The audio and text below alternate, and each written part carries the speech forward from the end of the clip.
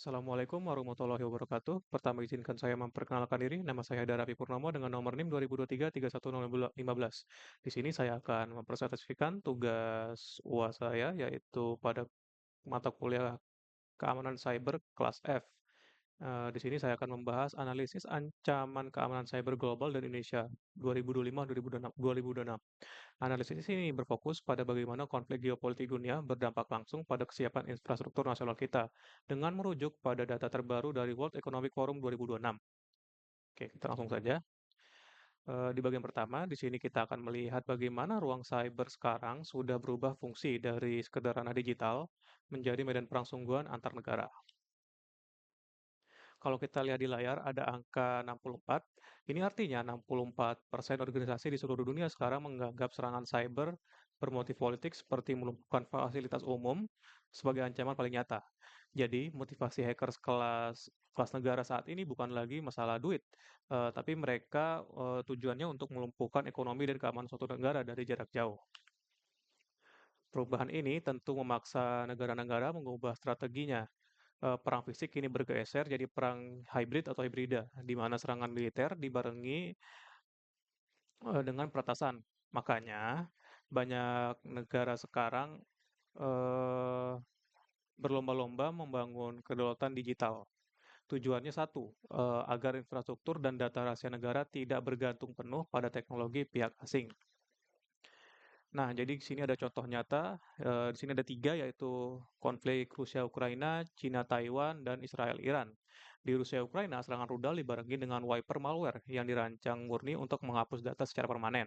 Di Cin di Cina-Taiwan, mohon maaf tadi Ukraina-Rusia, di Cina-Taiwan fokus utamanya lebih ke spionase intelijen dan ancaman memutuskan kabel internet bawah laut. Jadi berbeda seperti Rusia-Ukraina yang benar-benar menggunakan secara langsung. Dan yang ketiga itu Israel-Iran, yang mana ini menarik karena sebelum tahun 2015 atau jika tidak salah 2010 itu Israel bisa dibilang membuka kotak Pandora atau Pandora Box dengan menyerang salah satu PLTN yang ada di Iran atau salah satu menyerang infrastruktur yang ada di Iran. Jadi mereka memasang atau mengirimkan malware ke salah satu alat di PLTN-nya atau di alat untuk mengayakan uranium, yang mana sebenarnya mengayakan uranium ini bisa digunakan lagi untuk menjadi bom nuklir. Jadi Israel mengirim ransomware atau malware ke salah satu alat untuk mengayakan uranium tersebut, yang mana alat tersebut karena malware itu bekerja di luar seharusnya atau dia overwork atau overheat, sehingga alat tersebut menjadi rusak. Nah, dari kasus ini makanya disebut sebagai Pandora Box karena kedepannya jadi kita tahu bahwa serangan malware atau cyber attack itu bisa merusak hardware secara langsung. Yang mana di tahun sekarang ini atau yang baru-baru ini terjadi adalah Israel melakukan hal yang sama di Lebanon, di mana mereka mengirim malware ke salah satu hardware yang ada di Lebanon yang menyebabkan hardware-hardware tersebut meledak, yang mana menimbulkan korban juga. Dan seperti saya katakan tadi, itulah alasan mengapa ini disebut sebagai Pandora Box atau kotak Pandora yang sudah dibuka, yang mana ini membuka wawasan baru di dunia bahwa cyber attack itu bisa mencelakai secara langsung manusia. Next. Nah, di tengah konflik ini, keberadaan AI makin memparah keadaan. 87% organisasi menilai kerentanan akibat AI naiknya paling cepat. Pelaku kejahatan sekarang menggunakan generatif AI dan agen AI otonom untuk meretas secara otomatis dan menyebarkan misinformasi dengan tingkat kemiripan yang sangat sulit deteksi. Yang mana ini menarik, untuk angka presentasi ini saya yakin untuk beberapa bulan terakhir pasti sangat meningkat pesat mengingat salah satu hal yang baru keluar yaitu Anthropic mengeluarkan model AI yang baru yaitu waktu itu Mythos dan sekarang Fable 5. Yang mana saking kuatnya mereka dalam melakukan serangan cyber atau secanggih itu mereka untuk menerobos keamanan, yang mana membuat bahkan pemerintah Amerika Serikat untuk nge-ban model-model ini untuk tidak agar keluar dari Amerika Serikat karena dikhawatirkan model ini akan membuat negara musuh dari Amerika Serikat mendapatkan teknologi ini.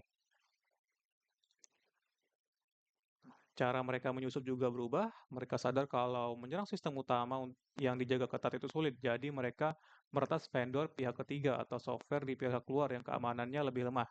Istilah supply chain compromise, sekitar 65% perusahaan besar mengakui adalah titik terlemah pertahanan mereka saat ini. Nah, sekarang mari kita bedah bagaimana sebenarnya cara kerja serangan hacker kelas negara ini menggunakan kerangka Mitre Attack atau ATT&CK.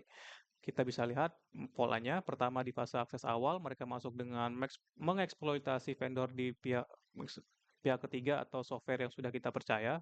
Kedua, di fase eksekusi, mereka menggunakan teknik living of the land, memanfaatkan tools bawaan sistem operasi kita sendiri supaya tidak terdeteksi oleh antivirus. Ketiga, fase penghindaran, mereka menghapus jejak dan log history agar tidak bersembunyi lama di dalam jaringan kita. Dan terakhir, fase dampak atau impact. Disinilah mereka menggunakan wiper malware untuk menghancurkan data operasional secara permanen atau bahkan memanipulasi mesin fisik di lapangan. Nah, setelah memahami cara kerja serangannya, di bagian kedua ini kita akan membandingkan seberapa siap infrastruktur Indonesia dibandingkan dengan ekosistem keadaan global. Di tingkat global, kita menghadapi masalah serius yang disebut cyber inequity atau ketimpangan kesiapan. Coba kita lihat di grafik ini, masyarakat Timur Tengah memiliki tingkat kepercayaan diri yang sangat tinggi, mencapai 84%, bahwa negara mereka bisa melindungi infrastruktur kritis. Sebaliknya di negara berkembang seperti Amerika Latin, Amerika Amerika Latin ya, angkanya anjlok hanya 13%. Secara rata-rata ada 31 responden di dunia yang kini meragukan kapasitas keamanan nasionalnya. Lalu bagaimana dengan Indonesia? Kita punya celah yang cukup berisiko. Pertama, di sektor seperti PLN yang sedang bertransisi ke smart grid, sistem IT manajemen dan sistem OT atau mesin operasional mulai disatukan. Kalau integrasi ini tidak dibatasi dengan ketat, hacker bisa masuk lewat jaringan kantor lalu merusak mesin pembangkit. Namun akar masalahnya terbesarnya ada di kotak tengah ini, krisis talenta. 85% organisasi yang lemah keamanannya mengaku sangat kekurangan staf ahli seperti analisis intelijen ancaman. Akibatnya, postur pertahanan kita cenderung reaktif. Kita baru bergerak memperketat keamanan setelah data kita bocor. Krisis talenta dan celah infrastruktur ini berdampak langsung pada kepercayaan publik.